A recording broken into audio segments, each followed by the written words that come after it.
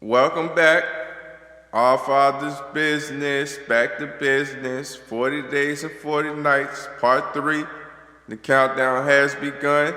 We on day 4, 37 days left. Let's go. Psalms 39:4. Life here and now is a temporary assignment. Ask God to help you see life on earth as He sees it. God says His children ought to think differently about life from the way unbelievers do. Real believers know that there is far more than life than just a few years we live today.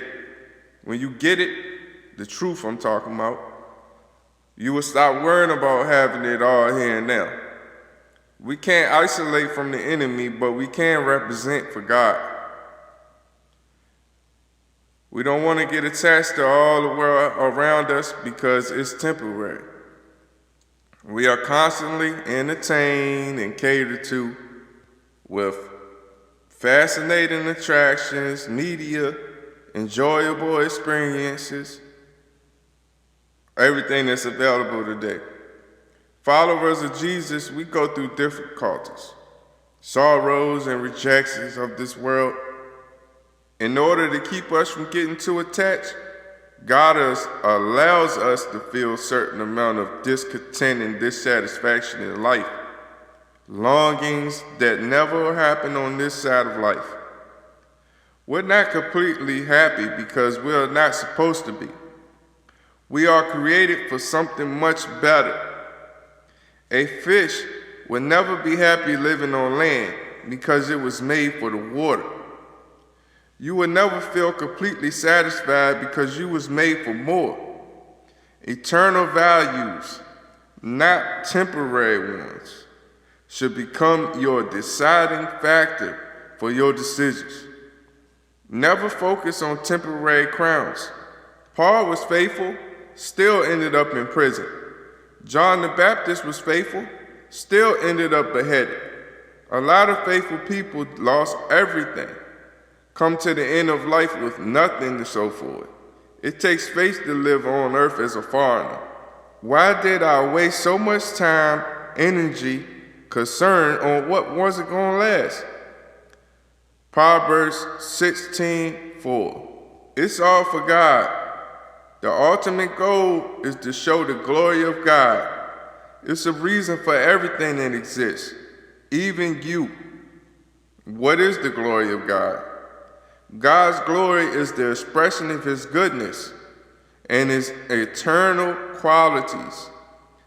Everything created by God reflects His glory in some way. Creation reveals our Creator's glory. God is powerful, that He enjoys a variety, loves beauty, organized, and is wise and creative. He revealed His glory in different ways.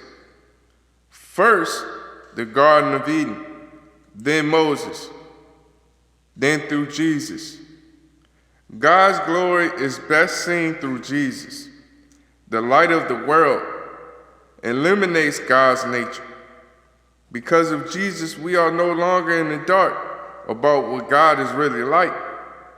We are commanded to recognize His glory, honor, declare, praise, reflect, and live for His glory. In different ways, we have lived for our own glory, not God's. All have sinned and fall short of the glory of God. Jesus honored God by fulfilling His purpose on earth. When anything in creation fulfills God's purpose, it brings glory to God. Birds bring glory to God by flying, chirping, nesting, and doing other bird-like activities that God intended. Bring God glory by worshiping Him. Worshiping Him by enjoying Him. He wants our worship to be motivated by love, thanksgiving, and delight, not in duty. Worship is far more than praising, singing, and praising to God, praying to God. It's a lifestyle of enjoying God, loving Him, and giving ourselves to be used for His purpose. Bring glory to God by loving other believers. Love the family of God. Bring glory by becoming like Jesus. Spiritual maturity is becoming like YASHAR'AL, Jesus, in the way we think, feel, and act. Bring glory to God by serving others with your gifts. God made us with talents, gifts, skills, and abilities. God didn't give your abilities for self-purposes. They were given to benefit others. We bring glory to God by telling others about Him. Once we know the truth, He expects us to tell others.